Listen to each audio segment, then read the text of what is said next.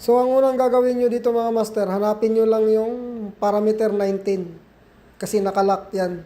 So, i-confirm nyo lang. Tapos, scroll up ka, open. So, pag na-open nyo na yan, so, pwede nyo nang pasukin yung parameter nitong Samsung na positioner. So, pumunta lang kayo ng parameter 18, tapos confirm nyo lang yung long press. So, pag ganyan na yung lumalabas, ibig sabihin yan ay na-factory reset nyo na. So, ngayon, pupunta tayo ng parameter. So, sa calibration.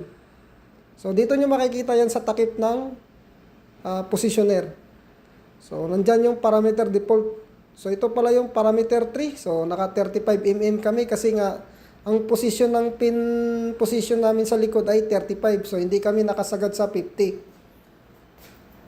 So, dito naman sa parameter 4, ito pala yung nominal range. So, dahil hindi kami nakasagad, ang set point lang namin dito ay 15 mm lang. So, confirm nyo lang. So, sa ibang parameter ay tama naman. So, wala tayong babaguhin. So, dito lang tayo sa parameter 50 na to dahil ito yung automatic calibration. So, confirm nyo lang long press.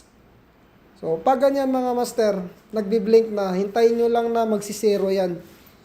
Kasi nag-automatic calibration tong Samsung nyo na 3725 positioner. So, pag ganyan master, nakasero na, ibig sabihin okay na.